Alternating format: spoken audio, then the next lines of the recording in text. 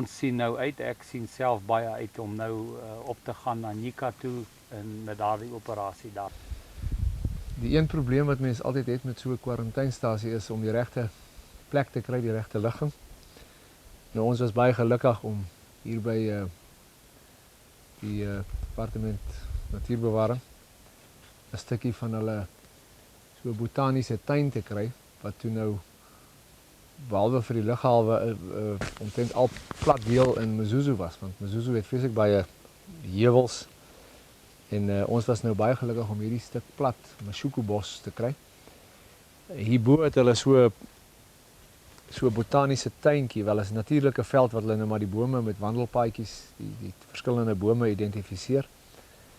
En maar hierdie onderste deel is so 'n bietjie eentonige veld met meestal van hierdie wilde vrug, hierdie Mashuku boom, is 'n wilde liekwart. Is een van die lekkerste wilde vrugte wat mens kry. Toe ons die aand hier aankom, toe moes ons die eerste aand, ek het toe vooruit gery om vir ons 'n plek hier in die bos te kom soek waar ons die hokke moes bou en die tente opslaan. En toe het ons ongelukkig bietjie laat hier aangekom, so 6:30, 7 uur die aand. Toe moes ons hier op die rugbyveld, op die sokkerveld, moes ons toe tente opslaan vir die aand. En ek sal nie vergeet my ou klein seentjie Johan het nou gesê, "Joeg pappa, ek dink daai hokke by Lilongwe is beter. Ek dink nie hierdie is sulke lekker hokke nie." Toe het ek vir hom gesê, "Nee man, my ou seun, die ander hokke het net so gelyk. Ons sal 'n plan maak. Ons sal die volgende dag hulle regkap." En toe het ons net so vuil in die tent geslaap. Vroeg die volgende oggend het ons toe opgestaan in hierdie plek om kies waar ons die tente sou opslaan. Maar toe was die probleem, ons moes ons water aanry met emmers. En dit is omtrent 400 meter van hier af waar die naaste kraan is. Ek het genoeg pyp, 300 meter van hierdie swart pyp saamgebring, 32 mm, maar dit is nie hoë drukpyp nie. En ek het 'n probleem gehad om so ver van die meter af, nou bars 'n pyp en dan moet mens geweldige rekening kry vir water wat gemors is. Toe het ons maar besluit ons sal die water 'n hoë druk pyplyn aanlê. Nou ons moes hom toe deur hierdie bosse vat. Hy is so 350 meter hier op. Toe het hulle vir my gelukkig die ding aangelê. Die ding is ook hier by 1700 kwachas gekos. Alles maar om hulle dinge vir hulle te verbeter, want hulle sou nie self daai tipe geld uithaal vir so iets nie. Toe is die kraan vir my nog so 'n bietjie ver. En toe het ek en nou Gideon sommer 'n 3/4 duim PVC pyp aangelê van daar af tot by hierdie kraan. So ons water is nou so 10 meter van die tent af. En dis bietjie nader as wat dit is in Lilongwe, so ons bly eintlik baie lekker hierso. En dan van daai hoë spanningspyp het ek toe my 300 meter of daai 32 mm pype afgerol hokke toe. Hy gaan nou af na die hokke toe en elke hok het maar in die middel van die kamp weer die hoë druk balkleppe en dan hierdie waterdrinkbakke ook. Wel, hierdie is die Mzuzu kwarantynestasie. Die idee van die 4 kampe het ons min of meer dieselfde as Lilongwe, met die gangetjie waar ons aflaai. So as 'n bok nou ingaan, ons moet nog net die hekke hier so aansit. Die voertuie trek daarin en dan kom hulle nou agteruit. En dan het ons sommer nou 'n muurshoop daar gebruik in die laairamp van die natuurlike muurshoop gebruik.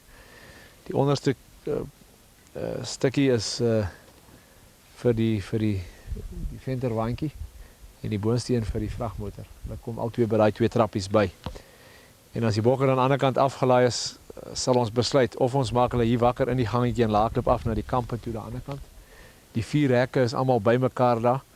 Ons sal net die seile nog hierso moet aansit, maar die bokke gaan aan die slaap hier aankom.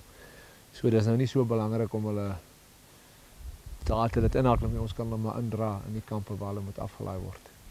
Maar hier staan ons bo op die aflaai ramp. En hier kan mense 'n goeie idee kry van die kampe, die grootte van die kampe.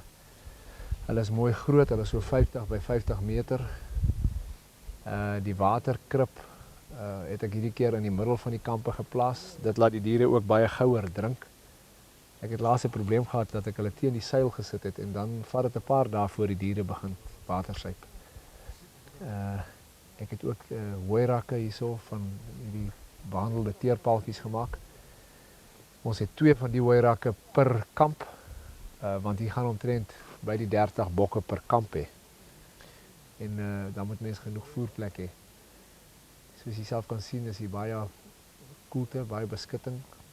Hier's baie bome in die kamp, so diere wat beklei kan daarom wegkom van mekaar af, sodat die sterkes hulle nou nie seermaak nie. Hier was geweldig baie stompe en dit was ou koolmaak woud geweest. Die ouens het altyd die boomstompe hierso verbrand en dan het hulle dit toegegooi en dan het hulle van hierdie houtskool gemaak. Maar dit is nou glo onwettig in Malawi en hulle mag dit nie meer maak nie, maar dit het ons baie grys hare gegee. Ons moes geweldig baie van die stompe en die hope grond gelyk maak. Ons moes baie van die ou stompe uitgrawe en ons moes baie muursope uitkap en alle gate toemaak want mense het 'n probleem met sulke goed.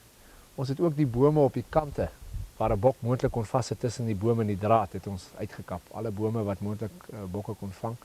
Hier is nog baie bome waar daar so 2 is. Ons hoop maar net nie die diere sal daar vassit nie. Dit sal maar die werk wees van die veearts wat hier gaan die bokke oppas om te kyk dat daar nie bokke in die bome vassit nie. Wat jy?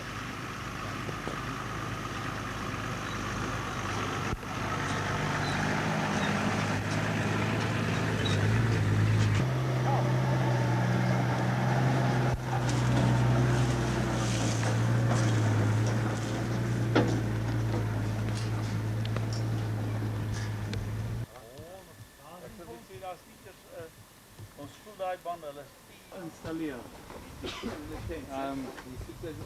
Miskien moet hy ander kant om. Sorry, reg. So.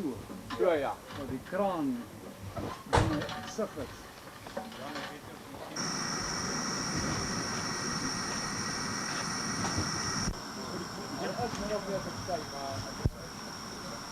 Behou jy Johan?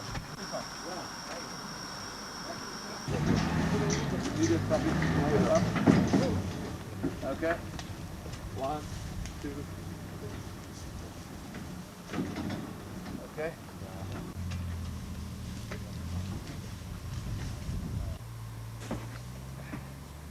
Wat Carlos sien jou vanmiddag, ek gaan gou bring jy hier weg. You sit the door.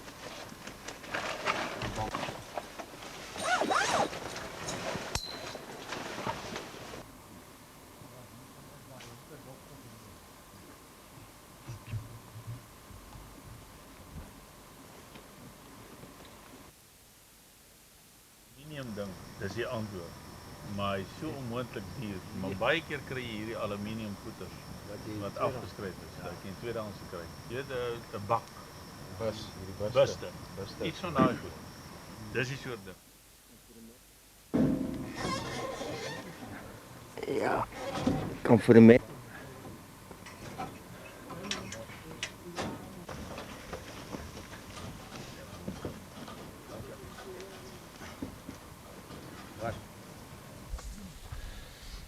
Ons is besig om net al die goed voor te berei vir die Nika trip. Ons is besig om die hekke nou vir die laaste goed aan die hokke net mooi in posisie te kry, die voertuie in te rig met die matrasse en so 'n bokseil oor. Ons het lekker 9 duim dik 2.6 by 2 meter skuimrubber matrasse waar die bokke op gaan lê. En ek is net besig om hierso die pyl medisyne bymekaar te kry. Ons is besig om hierdie trommel in te rig met al die pylgoed. Die pyle, die wondaerosols, antibiotikas, die M99. Want ons gaan redelik baie van dit gebruik.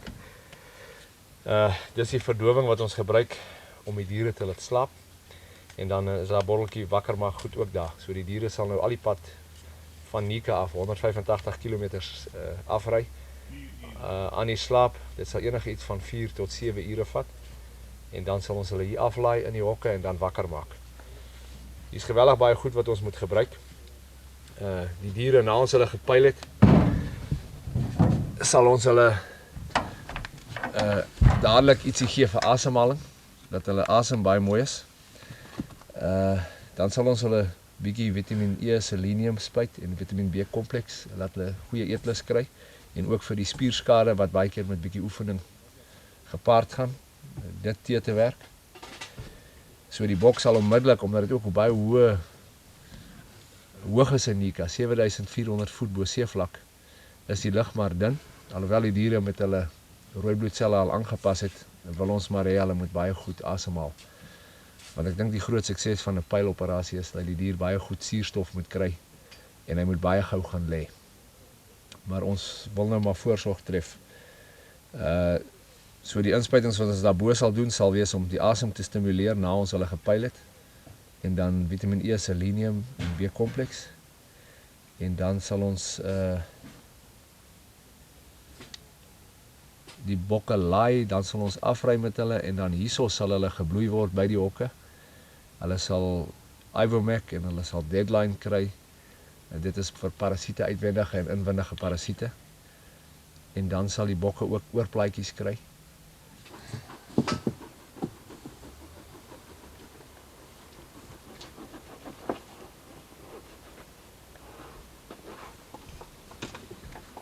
Ek gaan die goed maar sommer smeer. Hy het vir ons 'n baie goeie voorbeeld gestel sover. Ek weet nou, maar moet nou nog nie windgat raak nie, want daai masjien gaan ook nie wil. As jy begin neem, dan kan ek jou verduidelik wat ek doen, hoor. Dat al die vrouens dat die vrouens by die huis kan leer. Jan, jy moet nader kom. Jy's die ou wat al die tyd. En nou sit Jan my op video en ek is nie die regte man hier nie, man. Dis 'n meeste rywer. Kan ook hier maar aan die roer van sake staan. Kakelig verdieners. Ja.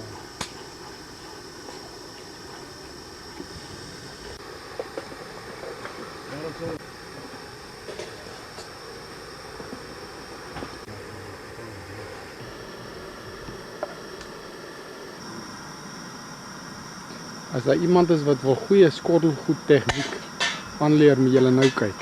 Ja, ons sal dit definitief. Ek het 'n hele paar keer gesien, daai Jan is absoluut meester daar. Ek het maar gedink ek sal maar liewerster iets anders doen by die kombuis.